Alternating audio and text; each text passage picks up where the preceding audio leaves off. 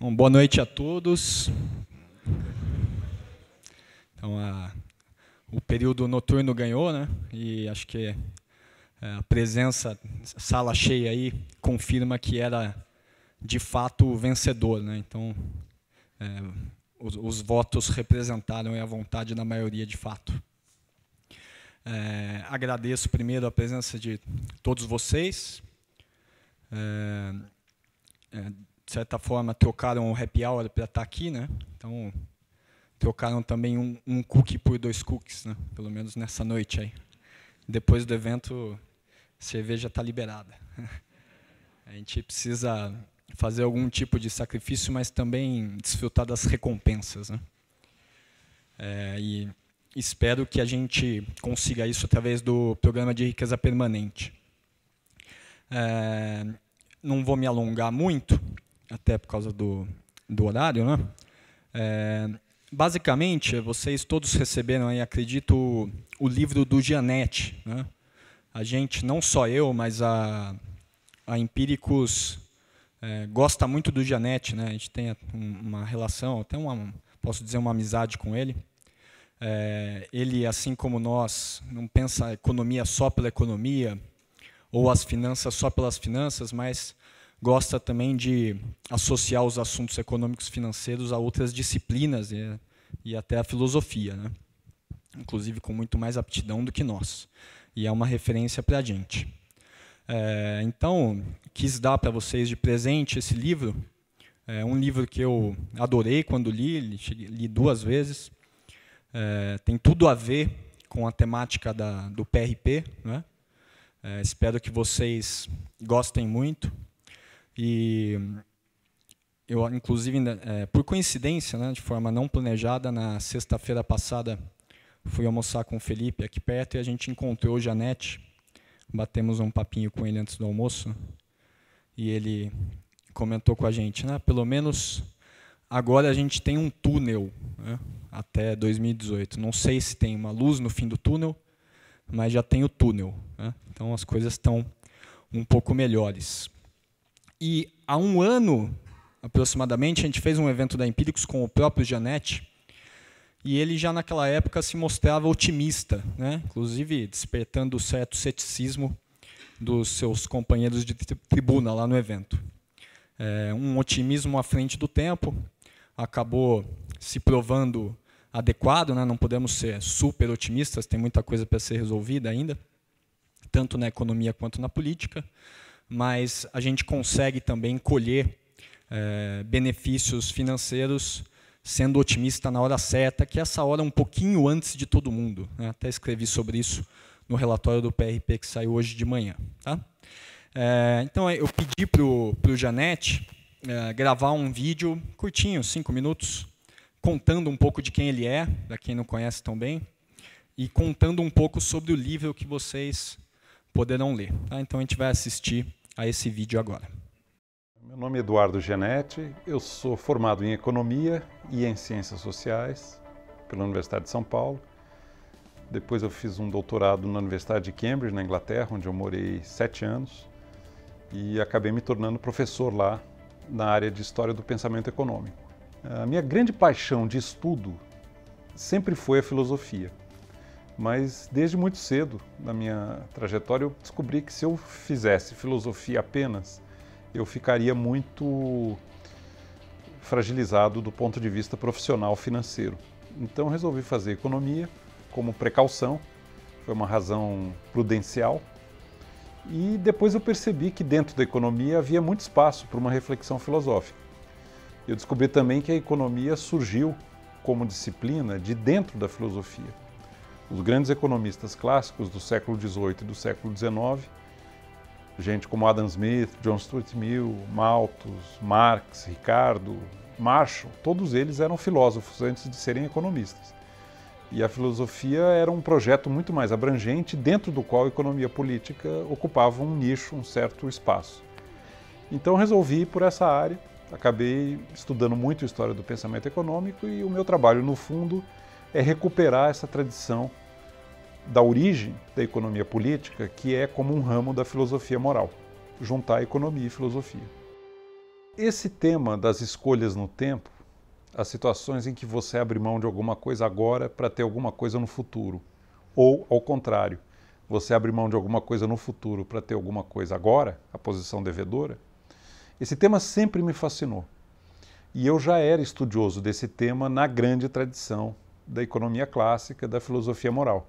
Havia muita reflexão baseada em observação, baseada em dedução, raciocínio analítico, sobre a importância disso na vida pessoal e na vida coletiva. O que de fato me motivou a fazer o livro foi quando eu percebi que havia uma literatura mais recente, de base empírica, explicitando situações de troca intertemporal, tanto no mundo biológico, vegetal e animal, como também no comportamento humano na vida prática. E me ocorreu que eu poderia juntar as duas pontas, pegar uma bagagem considerável que eu já tinha acumulado no passado de reflexão na história da filosofia e da economia política sobre escolhas no tempo e juntar isso com as evidências empíricas dessa pesquisa mais aplicada, recente, bem recente, também na economia comportamental, estudando na prática como é que se dão as trocas no tempo. O livro, no fundo, junta essas duas maneiras de tratar o assunto. Tem uma dimensão bastante reflexiva, mas também acoplado a ela tem trazer evidências sobre como é que as coisas se dão e que tipo de conhecimento empírico nós temos sobre isso, olhando desde os vegetais, que é o início do livro, até os comportamentos mais sofisticados no mercado financeiro e até mesmo no processo de acumulação de capital e crescimento, que é a quarta parte do livro. Então eu acho muito importante a pessoa ter objetivos claros e se planejar para alcançá-los. Até para ter a tranquilidade para poder não ficar em situações emergenciais, sempre a reboque e sempre à mercê de situações para as quais não se preparou. Eu acho que uma das grandes vantagens de ter um bom planejamento financeiro ao longo do ciclo de vida é exatamente essa tranquilidade que você tem e que te liberta para viver os seus sonhos, os seus projetos. Eu seria a última pessoa do mundo a achar que as questões econômicas devem dominar, financeiras e econômicas devem dominar e ser o valor principal na existência de uma pessoa ou de uma nação ou de uma cultura. Mas se você não é atento para a questão econômica, elas acabam dominando, porque elas se impõem, dado que elas não foram devidamente planejadas e não foram devidamente cuidadas. Eu recomendo, portanto, planejar, objetivos claros e a humildade na execução.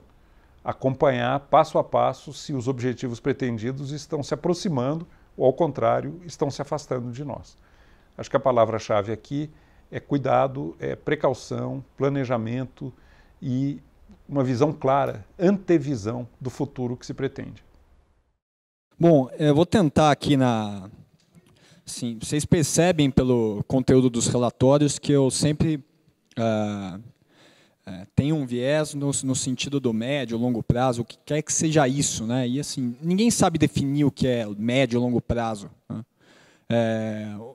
Existe uma definição para o contador, existe uma definição para quem está grávida, né? Existe uma definição para o economista, e assim por diante. Então, para mim, isso é mais perfeitamente sintetizado na ideia de que você tem que investir sem pressa, né? Então, se me perguntam como que você fica rico, né?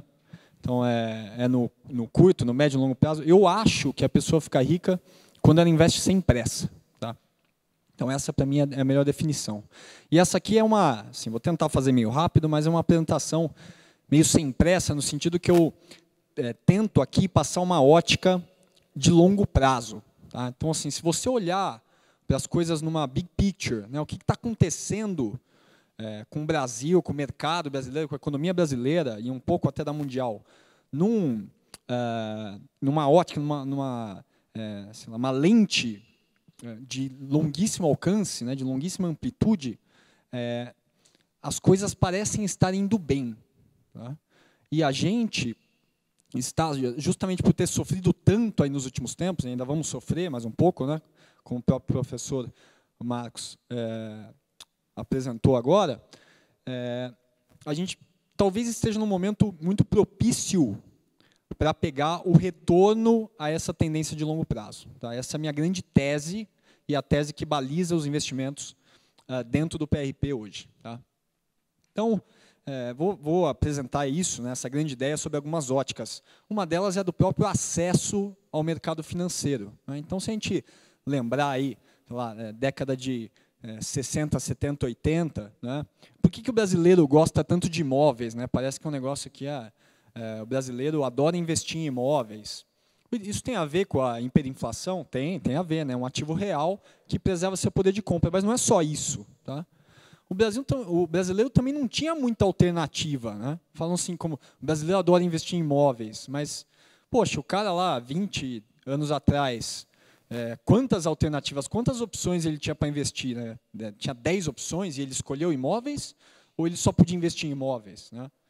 Ou, no máximo, uma poupancinha, ali, um CDB, né? Muitas vezes perdendo para a inflação. Tá? Então, o brasileiro era obrigado a investir em imóveis, hoje ele não é mais. Né? Hoje a pessoa física ela tem um acesso muito mais amplo ao mercado financeiro, né? Ao mercado de capitais. Tá?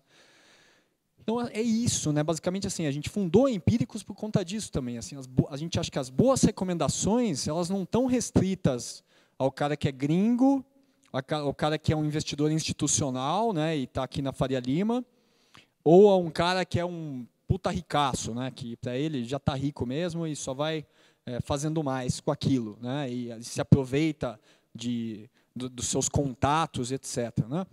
Então, hoje, as boas recomendações elas estão disponíveis a pessoa física. Né? Isso já está acontecendo. Né? É óbvio, ainda tem um caminho aí para levar isso para o máximo ideal, mas já está acontecendo. Né? Esse é o lance. Tá?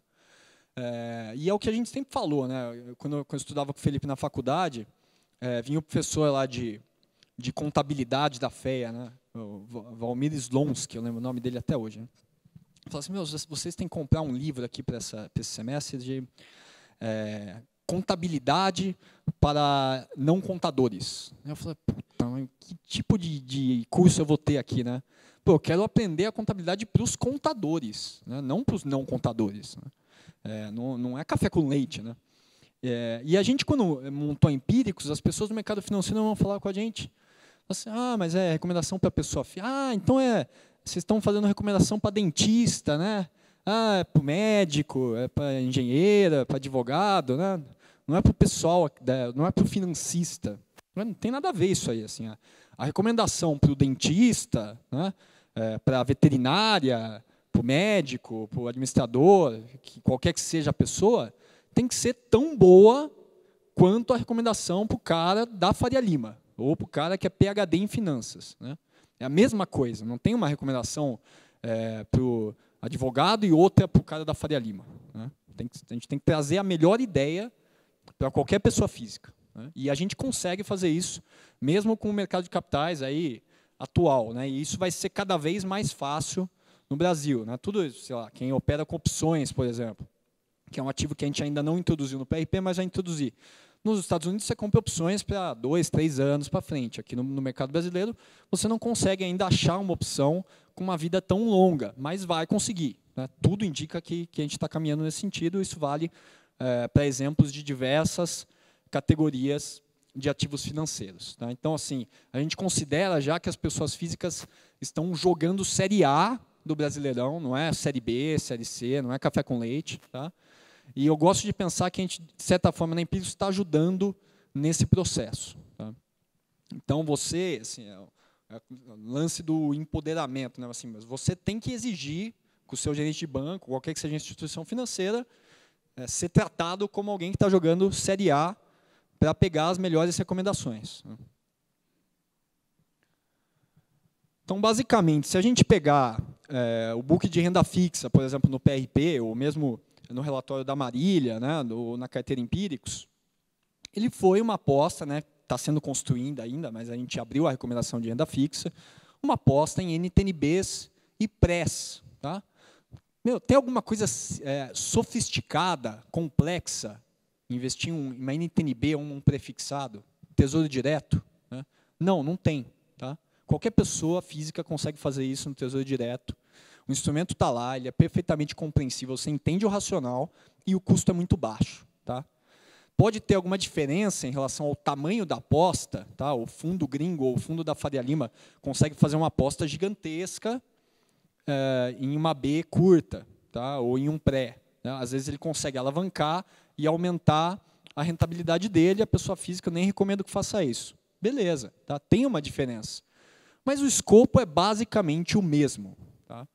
Se você comprou um pré a 17%, 16% ou 15%, né, até 14%, 13%, e a taxa de juros está derretendo, como está acontecendo agora, né, já tem gente falando até na possibilidade de um corte de 1 ponto percentual, embora eu não acredite nisso, não faz a menor diferença para a gente, você vai ganhar dinheiro. Tá? Não interessa se você tem uma carteira de 100 mil ou 100 milhões de reais, ou se você pode se alavancar ou não. Tá? O escopo da recomendação é esse, e você vai ganhar dinheiro com isso.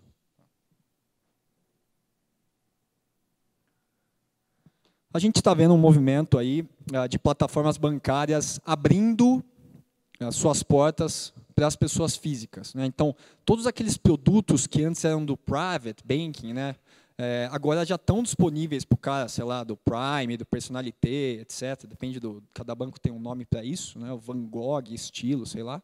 Mas já está ficando cada vez mais disponível. Tem as corretoras independentes, que também abriram suas plataformas, tem distribuidores de fundos como a Orama, né? Tem um monte de gente aí popularizando esse mercado. Tá? E aí você percebe que abriu geral. Né? Então, recebi e-mail de um leitor, inclusive um assinante do PRP, não sei se está aqui, né? Mas o cara falou para mim, poxa, eu fiquei um tempão, né? O cara já acumulou um bom patrimônio ao longo da vida, empresário, fiquei um tempão esperando lá para juntar 10 milhões de reais para entrar no segmento private. Quando eu cheguei lá, né, eu vi que não tinha nada demais, né, que a única diferença é que os caras serviam um cafezinho mais gostoso para mim e tinha uma sala bonita para sentar. Né. Então, e cada vez vai ficar mais assim. Né, não tem a ver com necessariamente quanta grana você tem, mas a quais ideias você tem acesso e a sua vontade de ir atrás e executar essas ideias. Então, basicamente, né, aqui eu estou falando mais do modelo de negócio, né, mas por que a gente faz um relatório de 12,90? Né? Tipo, isso aí se paga? Tá? Porque assim, a gente quer facilitar, por um lado, o acesso à recomendação. E assim, os relatórios de 12,90, se alguém assina também, eles são excelentes. Não é café com leite. Tá? Porque justamente eu adoro que sejam excelentes, porque esses caras que assinam 12,90, eles têm que ganhar muita grana para poder assinar o PRP também, né, que é um relatório mais caro. Mas assim, todas as recomendações têm que ser boas, né, e muito acessíveis. Isso é algo que a gente realmente faz questão. E, de fato, aqui, até fazer um contraponto, né, eu sei que esse momento mundial realmente é pouco inspirador, mas assim, a gente capta nessa ótica um pouco mais ampla, tá, algumas boas notícias também. Tá? Então, assim, essa popularização do mercado financeiro brasileiro, ela é, na verdade, fruto de um fenômeno muito mais universal, muito mais geral, tá? Que, inclusive, extravasa o universo dos investimentos. Tá? Então, assim, tentem pensar, realmente, saiam desse buraco aqui, né, sei lá, últimos anos que a gente está no Brasil, né, eleições nos Estados Unidos, etc., e tentem pensar numa ótica mais de longo prazo. Tá? Então, tem aquela frase famosíssima do Andy Warhol, né, que é, basicamente, o presidente dos Estados Unidos e o mendigo tomam a mesma Coca-Cola. Né? Não é porque o cara é presidente que ele vai tomar uma Coca-Cola mais gostosa que a do mendigo. É a mesma Coca-Cola para todo mundo. Tá? Que o Trump toma é a mesma que o Obama tomava. Né? E, basicamente, se você for um bilionário, você não vai conseguir comprar uma TV muito melhor que a de uma família que ganha, sei lá, 5 mil reais de renda mensal. Tá? Putz, pode ser a TV 3D, Super HD, 4K, com tela curva, sei lá, mas não vai ser muito melhor que a do cara que ganha 5 pau por mês. Tá? Não é um negócio dramático. Tá? E nesse sentido que eu estou falando de Coca-Cola para todos e dessa popularização do acesso à tecnologia, bens, serviços de qualidade. O que acontece nessa ótica de olhar para longo prazo, um país crescendo ao longo do seu ciclo de vida, né, do país. À medida que um país enriquece, os bens públicos vão se tornando mais relevantes do que os bens privados. Tá? Por quê? O cara ele vai comprar uma TV, uma máquina de lavar roupa, né, vai, sei lá, mobiliar a casa dele, comprar um videogame de última geração, que a esposa dele vai ficar pé da vida com ele, e aí depois ele vai comprar o que mais? Né? Aí esse cara vai querer uma iluminação melhor na rua, uma escola melhor para o filho dele, né? Um muro sem pichação, mas com grafite legal, e etc. Né? Então, assim, ao longo do tempo, os bens públicos eles vão se tornando mais relevantes que os privados. E, de certa forma, a gente consegue captar isso já no Brasil. Tá? Mesmo com... Tem um grande déficit ainda, mesmo de acesso a eletrodomésticos, a moradia, a serviços básicos. Assim, o fato da população está ficando mais preocupada com corrupção, por exemplo, né?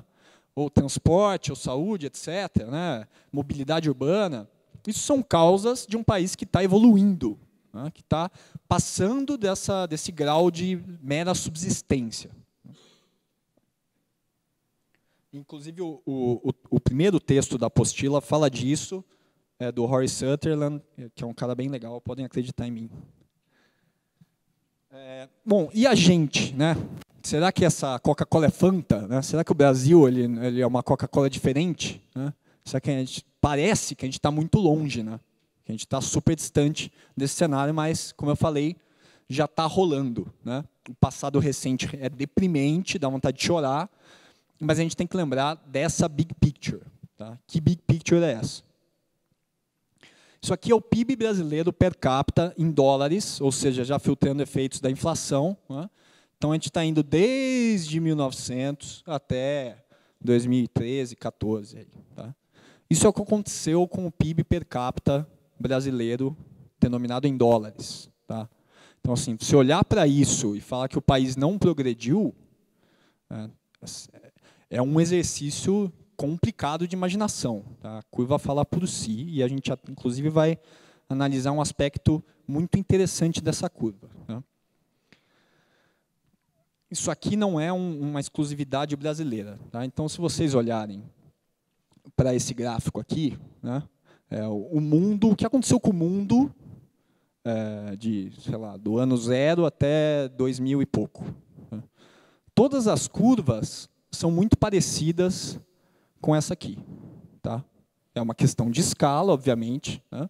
O Brasil está aqui embaixo, tá? Por enquanto. Mas, assim, aconteceu com todo mundo.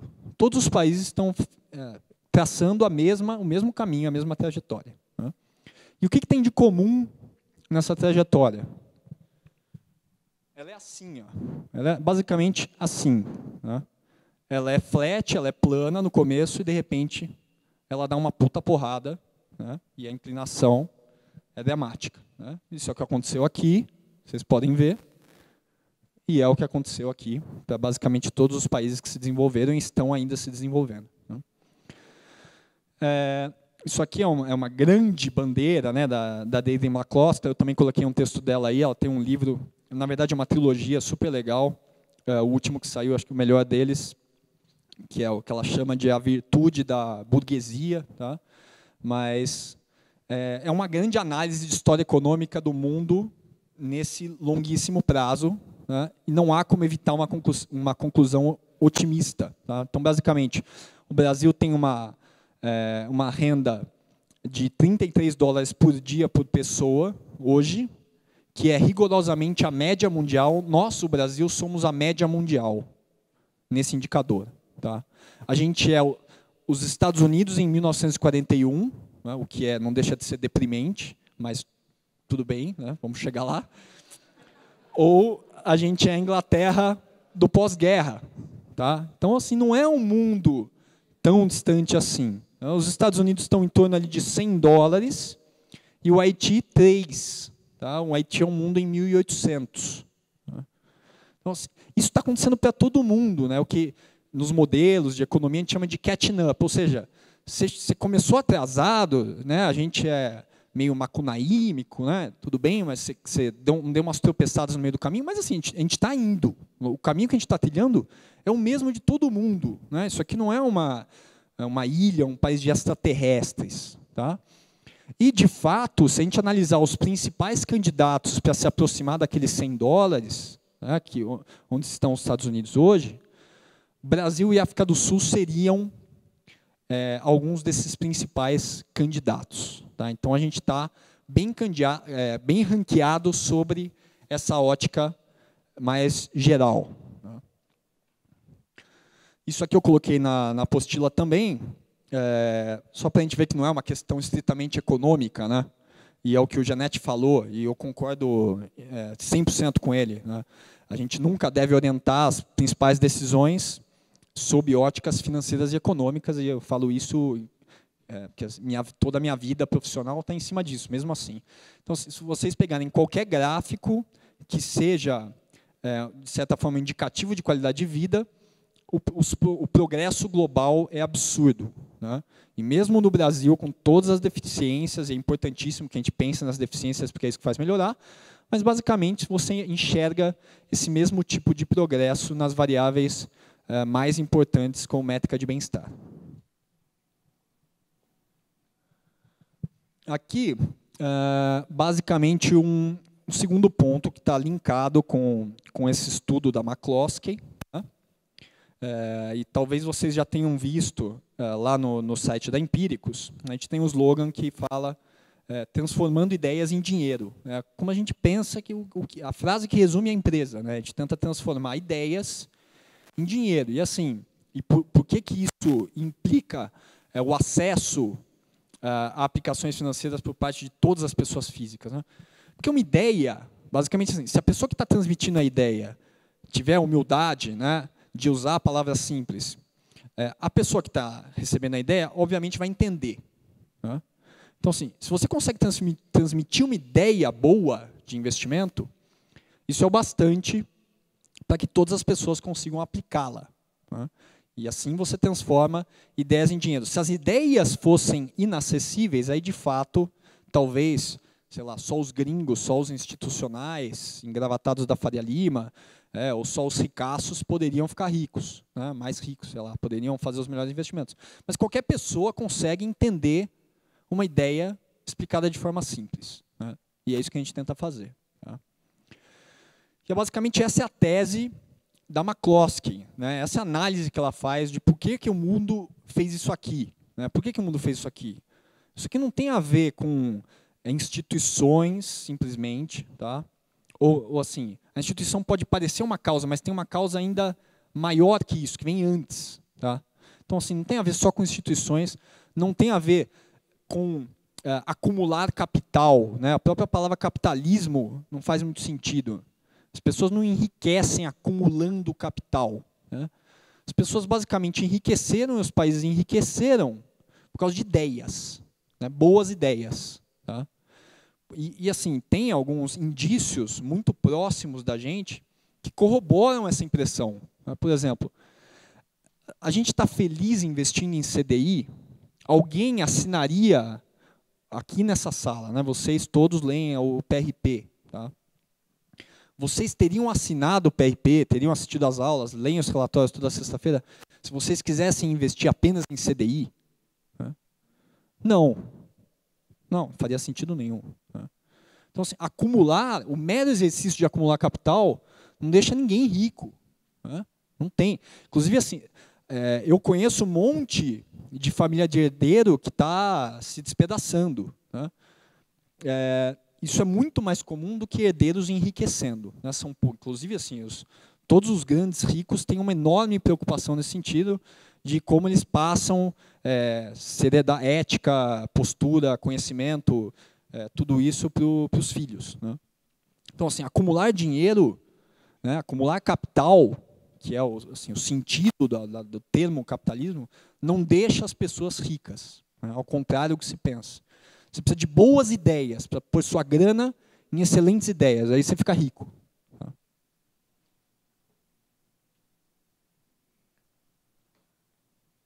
Então, basicamente, né, só reforçando, esse é o livro da McCloskey, tá? Para quem tiver um interesse maior, é uma bíblia, mas vai lendo devagar e acaba chegando no fim. Né? Então, é isso, né? A gente não senta em cima do dinheiro para enriquecer, são as boas ideias e as boas ideias, né? Por isso que eu falei lá, brinquei no relatório de hoje e no começo da aula, né? Não, assim, não basta ter uma boa ideia se todo mundo já teve essa ideia, ela não é mais muito boa, né? A gente tem que ter essa boa ideia um pouquinho antes dos outros, tá? Então, assim, você tem que exercitar, né? Se é para ficar otimista ou é para ficar pessimista, como a gente estava lá em 2014, um pouquinho antes dos outros, né? Porque aí você consegue explorar o que no mercado se chama de gap, né? Mas assim, você está pode ser alguns meses, né? Como no caso de algumas recomendações nossas do PRP, ou até um pouco mais que isso, mas você chegou lá antes que todo mundo, comprou mais barato e aí vem a manada atrás e joga o preço lá para cima, né? Então, assim, você vai comprar prefixado agora, não é uma cagada, mas também assim, não espere ficar milionário com isso, né? Mesmo vale para NTNB, tá? Não sei, se quiser uma posição muito longa, pensando em juros reais abaixo de 3%, mas não vai mudar o jogo agora, né? Isso você tinha que ter feito um pouco antes. E a gente está sempre perseguindo essas ideias de fronteira, né? Por isso que a gente também é compreendido como polêmico. Normalmente vocês vão falar de uma ideia da Empíricos para amigo, familiar. Eu falo, meu, você está louco, né? O que você está pensando?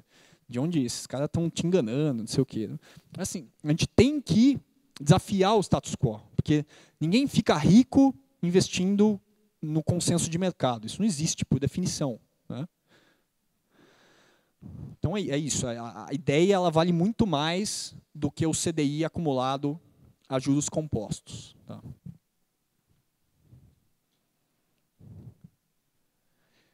E aqui, dei uma corrida aí, espero que não esteja prejudicando o entendimento, mas um outro ponto que eu achei importante aqui apresentar. Eu fiz uma pergunta no PRP, tempo atrás, né, alguns meses atrás, para todos os leitores, o que me faria parar de investir, né? Então, talvez, inclusive, algumas das respostas que eu apresente aqui sejam de membros da sala, né? Então, o Diego, por exemplo, falou, olha, um prejuízo além do tolerável, né? Ou, basicamente, assim, falta de grana, né? Ou um rendimento pífio, né? Um rendimento de CDI, um rendimento de poupança, etc., né? O César falou, um prejuízo significativo diante de uma estratégia mal formulada, né? Então, está muito ligado ao aspecto emocional, que é algo que eu tratei bastante nas aulas do ciclo de vida, né? Então, a sua capacidade de tomar risco não depende simplesmente da sua idade, igual a cartilha do banco fala, né? Depende de várias coisas, e uma delas é a tolerância emocional também. E mais um ponto principal aqui, pelo menos até o momento, é prejuízo, né? E não só o perder dinheiro, mas eu achei legal aqui a resposta do César, né? Não só um prejuízo significativo, mas assim, diante de uma estratégia mal formulada, tá? Aí é realmente, né? Assim, você perdeu dinheiro e pensou, não, mas foi uma baita cagada, né? E assim, depende de como você entende aquilo, mas se você monta um seguro, por exemplo, né, a posição de ouro que a gente tem na carteira, ela é meio que feita para perder um pouco. Tá? Por quê? É um seguro. Né? O Felipe até brinca, né? Nunca conheci ninguém que comemorou porque deu PT no carro e recebeu uma bolada da Porto Seguro. Tá? Não, puta, é um seguro. Né? Você fica lá pagando prêmio, aí se acontece um problema, você ganha uma grana, e essa grana te ajuda, né, no momento de dificuldade, que é a mesma função, né? A gente vai desenvolver mais ainda essa parte de seguros dentro da carteira, né? Então, assim, o ouro é um prejuízo hoje dentro da carteira, né? Tem várias que estão subindo, ele está caindo um pouquinho lá. Mas ele assim, da maneira que eu expliquei, espero que todo mundo tenha entendido, não é uma estratégia mal formulada, ele serve para aquilo, né? Ele serve para cair quando o mercado está subindo, ele cai um pouquinho, mas se der um estrago, principalmente internacional, ele vai subir bastante e uma coisa meio que compensa a outra. Tá? Aqui a Carla escreveu, né? Eu desistiria de todo o meu portfólio em duas situações. Uma doença incurável, ou necessidade, vontade de usar todo o dinheiro, e eu mandar vender tudo. Né? Bom, a segunda hipótese realmente eu posso garantir, né? Enquanto eu estiver em plena saúde mental não vai acontecer. E espero também que a primeira não, né? Mas novamente evocando uma situação de estresse, né? Seja um estresse do ponto de vista fisiológico, né? Ou financeiro, tá? Ou vontade de usar todo o dinheiro, também não vai acontecer, né? Assim, uma pessoa que não parece ser uma pessoa que um dia vai acordar e ter uma febre, ir no shopping e gastar todo o portfólio investido, tá? E a Noeli escreveu que a única coisa que teria o poder de fazer me parar é o Brasil entrar numa crise tão profunda que afetasse o meu próprio trabalho, né, de forma a fazer minha renda cair demais, e não sobrasse nada para poupar, né? Isso também remete a algo que eu falei nas aulas, que é como o trabalho é o sustentáculo do investimento, né? Então, essa história de que você fica rico apenas investindo, né? Putz, depois que se acumulou um grande patrimônio, e isso gera um ciclo virtuoso, né, que vai se retroalimentando, beleza, aí pode ser. Mas assim, o que vai te deixar rico é o seu trabalho, né? Você pega o excedente do dinheiro que você ganha trabalhando e investe bem, com as boas ideias, né? Não sentando em cima do capital também, tá? Mas assim, não tem esse lance meio que, vou parar de trabalhar e só investir, beleza, né? A gente fica rico trabalhando e investindo, né? Não só investindo, tá? Assim, de certa forma, porque eu fiquei olhando para todas aquelas respostas, né? Putz, chegou um monte de e-mail. Assim, cada um tem a sua história, cada um tem a sua particularidade, etc. Mas o que é uníssono, né? O que resume todas essas respostas, né? E é basicamente assim, o medo de um grande problema, é o medo de quebrar, né? E isso está totalmente alinhado com aquela que eu falei que é a regra 1, né? Que não é só a minha, não é a minha regra 1, é a regra 1 de todo e qualquer grande investidor, né? Caras que estão aí há anos e anos a fio, o Buffett, o Soros, etc., que é sobreviver, né? Então, assim, a primeira coisa que você tem que fazer como investidor é sobreviver, tá? Por quê? Porque isso aqui é um problema tão, assim, o que me faria parar de investir, né? Isso aqui é um problema tão grande e as pessoas, de fato, param de investir porque elas quebram ou emocionalmente ou financeiramente, tá? Então, nada é mais importante para você ficar rico do que sobreviver, tá? Nada. E assim, é binária a diferença, né? Putz, de vez em quando ainda atendo, mas assim, atende muito tempo clientes de consultoria personalizada.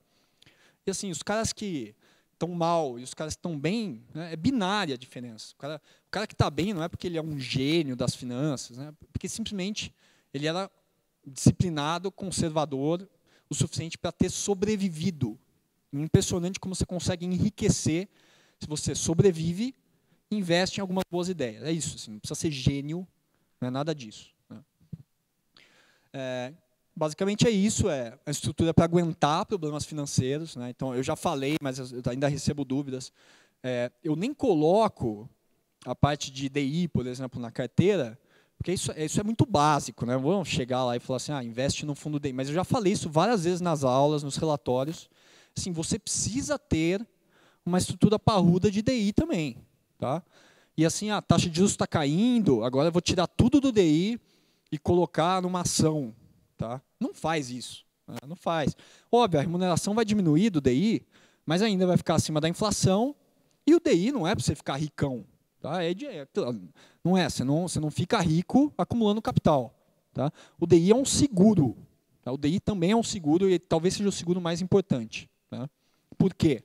Também, se der uma cagada aí no Brasil ou no mundo, né, e os ativos de risco voltarem a cair, aí sim você pode usar uma parte do seu DI para comprar os ativos de risco a preços muito oportunos, tá? Então, tenham uma posição em DI e se alguém quiser falar para você, mas a taxa de juros está caindo, você é idiota porque você está investido em DI. Não, eu estou investindo em DI, assim, é o meu colchão de liquidez e um extrinha ali para aproveitar alguma oportunidade, né, como eu falo, para dormir bem à noite, para sobreviver, tá? Isso é super importante também, tá? E não vender ativos em momento inoportuno, tá? Isso também, porque assim, as teses que a gente está construindo, né, às vezes até recebo e-mail de clientes, pô, o cara é mó feliz porque está subindo para caramba, né, o Banco Pan, ou mesmo as outras, pelo período estão subindo bem, também por sorte, né, não é que... Mas assim, as teses que a gente está construindo são teses para você investir sem pressa, né, e não é o lance de investir em momento, vender o ativo no momento inoportuno, né? Não vender porque subiu não é um motivo para vender, a não ser que tenha subido muito, né? E aí sim eu vou falar para vender, tá? E também tentar, se você tem essa estrutura para aguentar o impacto, né? Se dá algum problema, você não precisa vender um ativo bom nessa hora, né? Então o DI, o rendimento do DI não é só o rendimento do DI, ele é o rendimento do DI mais o rendimento dos seus ativos que estão preservados em carteira, porque o DI está lá, né? Porque senão você vai ter que vender São Carlos na semana passada ou hoje, né? Porque agora está subindo para caramba, mas antes estava caindo, eu até falei no relatório, né? Então, pô, se você precisou da grana na semana passada, já era. São Carlos já era. E aí, o rendimento do seu DI é 13% ao ano? Não, não é muito maior que isso, de fato. Ele está protegendo a sua carteira, tá? Bom, isso aqui é só para não ficar muito otimista, né? Que na verdade, como eu escrevi hoje, eu sou um cara estruturalmente, pelo menos, tido como pessimista. Então, eu preciso honrar um pouco essa fama, né? Então, eu trouxe aqui os dois principais, não vou ficar falando de um monte de coisa, mas os dois principais cisnes cinzas, né? Então, o professor Marcos fez aqui alusão ao cisne negro do Taleb, né? E o Taleb é uma grande referência para a gente na Empíricos, né? Inclusive, o próprio nome da Empíricos tem a ver com ele. Então, definição clássica do cisne negro, o evento que você não consegue prever, tá?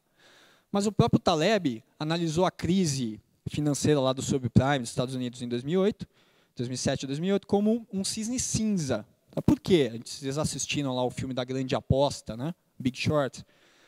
Tinha um monte de gente falando daquilo, né? Assim, óbvio, alguns, não basta falar, né? Vale quem investiu e é o que está retratado no filme. Mas não é um evento também inteiramente imprevisível. Alguns caras, e não é à toa que esses caras eram outliers, né? Era aquele cara lá que ficava ouvindo rock, batendo a baqueta na sala lá, né? Ia trabalhar de chinelo e bermuda, né? O outro que tinha trauma lá com o irmão, loucão. Só tem louco no filme, né? E por quê? Mas é óbvio, porque assim, o cara da Faria Lima ele não vai enxergar, porque esse cara está investindo no consenso, entendeu? Se você não é um pouco diferente, e nisso o dentista é muito melhor do que o financista, né? Se você não tem uma cabeça diferente dessa média aí de Wall Street ou da Faria Lima, etc., você não vai enxergar, tá? Mas assim, por isso que são cisnes cinzas, eles ainda são eventos difíceis de prever, mas não pode se dizer que eles são inteiramente imprevisíveis, tá? Bom, primeiro, isso aqui é o que mais me preocupa, é China. Tá? China é um baita problema, né? Até o Ricardo colocou esse gráfico aqui no Mercado em 5. Né? Então, basicamente, o que está acontecendo com reservas da China hoje, assim, isso aqui é um evento dramático, tá? De raríssimas comparações históricas. E as pessoas não percebem ou não querem perceber isso por um aspecto nominal. Né? Isso aqui igual quando alguém está começando a investir, normalmente da família, sei lá, minhas primas, vêm falar comigo e falam assim, Rodolfo, a ação, sei lá, a ação que vale R$100, ela está mais cara que a que vale 10, né? Eu falo, não é assim, tá? Embora para alguém que está começando é natural pensar isso, né? Não é uma dúvida ridícula, né? Se você vai no mercado e o molho de tomate está 100 e outro está 10, você deduz que o molho de tomate de 100 é mais caro, né? Mas você daí aprende que tem que calcular preço sobre lucro, né? O custo e o benefício. Tal. E aqui é basicamente a mesma coisa, né? Esses caras que dão risada do preço nominal, eles estão fazendo isso, porque as reservas chinesas são as maiores do mundo, elas são de 3 trilhões de dólares. Tá? Mas, para o tamanho da China e para a expansão monetária da China, né? Se você comparar a reserva chinesa com o M2 chinês, né? O M2 basicamente é a oferta de moeda, tá? Num critério um pouco mais geral. A situação chinesa é pior que a brasileira. Tá? A expansão de crédito na China é insustentável. A nossa dúvida, basicamente, é se vai estourar ano que vem, ou daqui 2 anos, ou daqui 3 anos, ou se o governo vai fazer algum ato forte, intenso, rápido, para tentar corrigir esse problema. Tá? Mas, assim, parece muito, guardadas as devidas proporções, né, diferenças de porte, com o Brasil de 2012, por exemplo. 2013, 2012, sei lá. Tá? Então, isso aqui, para mim, é um cisne cinza. Tá? É uma preocupação, é porque você tem que ter proteções também no seu portfólio.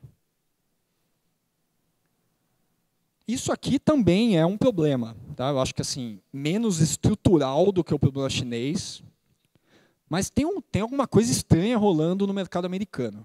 Tá? Esse gráfico mostra quantas horas de trabalho você precisa trabalhar nos Estados Unidos para comprar o S&P 500, né, que é o Ibovespa americano. Então, vocês percebem que toda vez que esse gráfico atinge um pico, você tem uma crise. É uma medida de valuation. Né? É uma medida real, eu gosto dela, né, porque ela é economia real. Né? Não é uma medida estritamente financeira. Quantas horas eu tenho que trabalhar para comprar o Ibovespa americano. Tá? E a gente está num pico, inclusive, maior do que o anterior, né? Que foi a última grande crise. Então, tem alguma coisa errada com o valuation de ações americanas. Tá? Essa leitura de o que vai acontecer com taxa de juros lá, né? O que o Trump vai fazer, isso é um baita risco para a economia global. Né? E, como o professor Marcos bem disse, né? Curiosamente, talvez a gente esteja, até a gente como o Brasil, né? Numa situação menos sensível a isso, mas ainda assim sensível, e é outro excelente motivo para você carregar seguros na sua carteira e poder, eventualmente, aproveitar um problema de conjuntura externa para montar posições ainda mais lucrativas em ativos de risco. Tá? E aqui, chegando já perto da conclusão, né? Quando eu falo de sobrevivência, tá? Nada é mais importante do que continuar no jogo. Tá? Nada. Né? Por quê? Tem uma enorme diferença entre perseguir o maior retorno agora, no trade agora, e o maior retorno ao longo do seu ciclo de vida. Tá? Essas estratégias, frequentemente, são diferentes. Tá?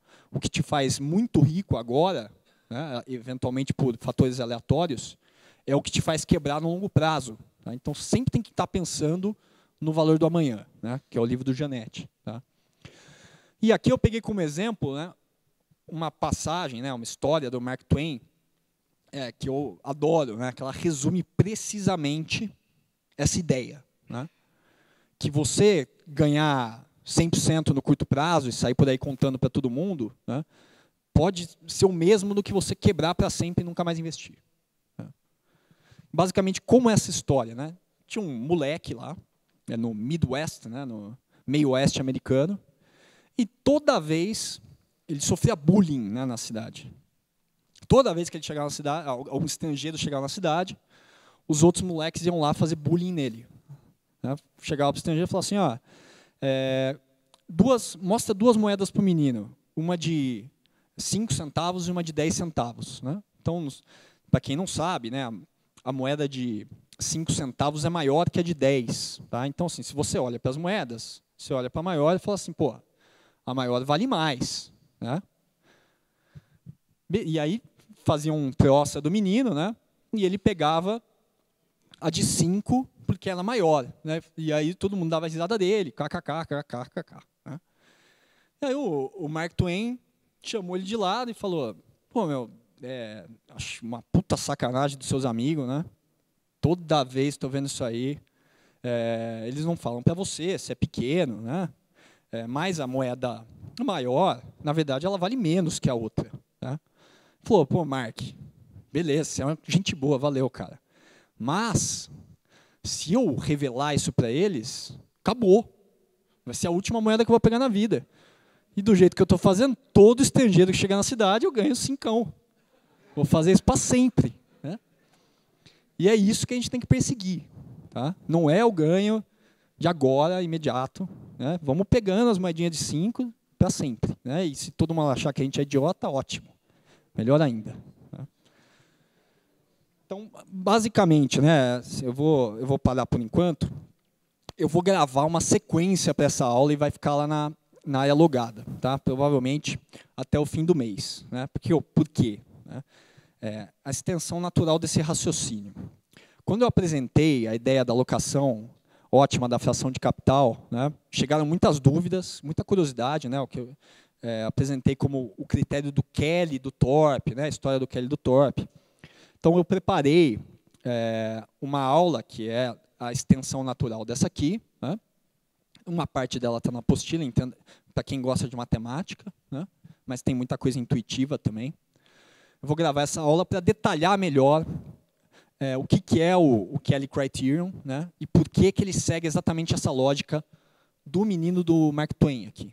Né? Que é isso, você olhar para a capacidade de sobreviver e maximizar o seu retorno em períodos indefinidos longos. Né? E, assim, para quem não curte matemática, também é menos importante. Né? O que importa é a intuição, e vou tentar puxar para esse lado na aula. Mas, para quem gostar, também pode aproveitar equações e tal. Então, é basicamente isso. Tá? Acabou, só para garantir. Vocês podem conferir essa aula, a gente avisa para vocês até o fim do mês. Né?